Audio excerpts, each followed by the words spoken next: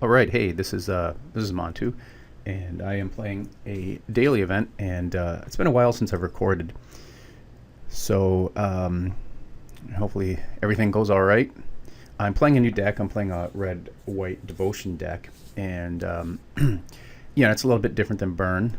Obviously, a lot different, and we'll see how it goes. Just wanted to take a break from Burn and kind of reset. And anyway, so. Waiting for my opponent to join into the game. And the red white devotion is a pretty solid deck.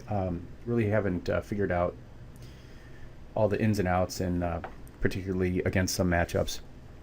I'm running a version that's similar to the one Brad Nelson posted. The difference is I'm instead of two Ash Zealots in the main, I'm running two Harness by Force, and obviously that's a potential limitation, right? It could definitely be a dead card.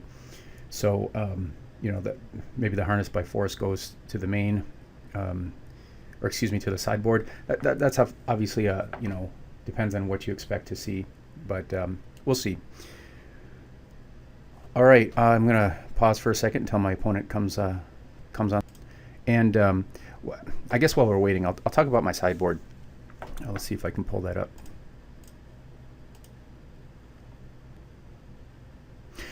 Yeah, I have to say my sideboard is a bit of a mess.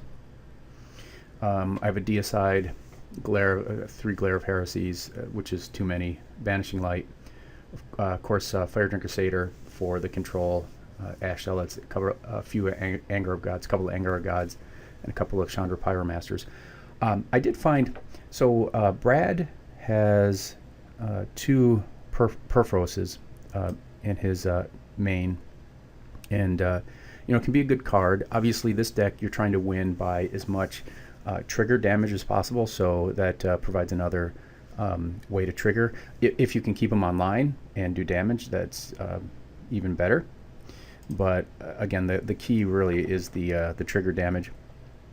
As I piloted this during Friday Night Magic, and I found that the Chandra was much more valuable in the matchups, just providing that card advantage. One of the problems with this deck is you just expose all your creatures, and if you're playing a deck that has a lot of removal, or if you get wiped, the board gets wiped, then it's really important that you have a way to gain back that momentum. So I found that the Chandra, so I'm putting in a Chandra instead in replace of the second Perforos. Revels is it's a very interesting card, and I found it's really like playing a game of chicken, and it does increase the amount of kind of mental calculus that you have to do. You see players sitting there thinking, are they going to play their spells and take the damage? But of course, the same goes with you, right? Because we have plenty of spells: Chain of the Rock, Mizzy Mortars, Hammer, Harness. That, of course, and this set of creatures. So, you can definitely reduce your life total. So, again, the strategy is you get them low enough that you can, so you're triggering damage with the Revel, you're triggering damage with potentially Perforos, and then, of course, triggering with the Fanatic. One of the big challenges of this game is consistency. The game goes so much better when you have Nykthos. And if you don't, then it can be a lot tougher. A singleton mana confluence, I have, that's what Brad Nelson had in his deck. I'm pretty sure, let me just check back.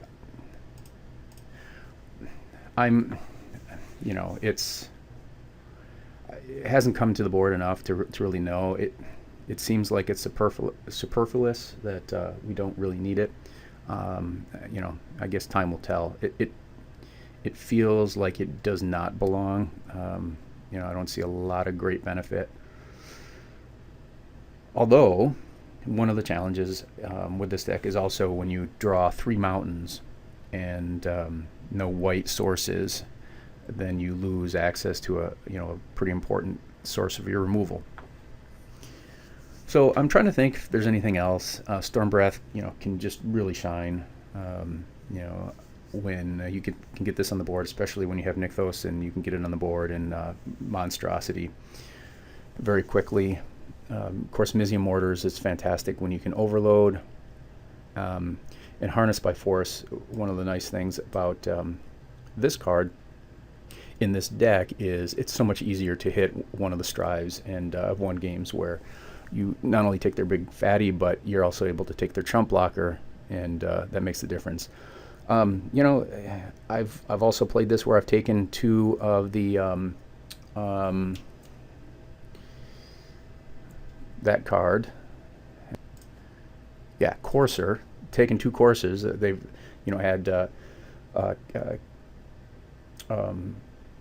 Sylvan tapped 2 coursers, and I've taken the coursers and attacked and I've gotten the life gain, and again, those little things make all the difference. So it doesn't have to be, because this deck has so much triggered damage, this Harness by Force does not have to be grabbing the the 8/8 with trample to win. It can be literally just as much as getting a couple of chump blockers out of the way.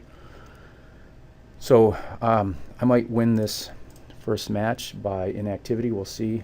I've got 3 more minutes or so. So with that, I guess let me talk a little bit more about the sideboard.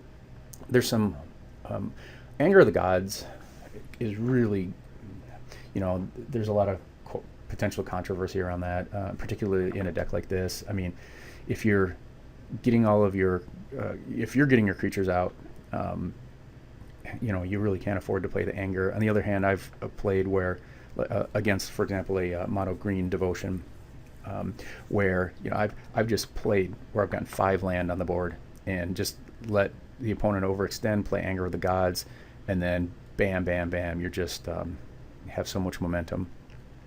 Some potential sideboard cards that I haven't that I may consider is the Nyx Fleece Ram. Is one that could go here. This matchup can be really tough against Burn unless you come out with really good draws. And again, the reason is the Eidolon of the Great Revels is doing damage to you, and the other thing too is they can do a really good job of controlling your Devotion, which really makes it difficult for you. The other card is Assemble the Legion. Could potentially go in here. I'm not sure.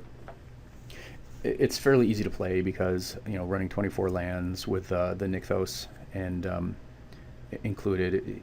If you draw it, you should be able to play it on turn 5. On the other hand, you do have enough creatures that you could potentially tap it. The problem is with sacrificing your creatures is you're hurting your Devotion. Hammer not only helps with the Devotion.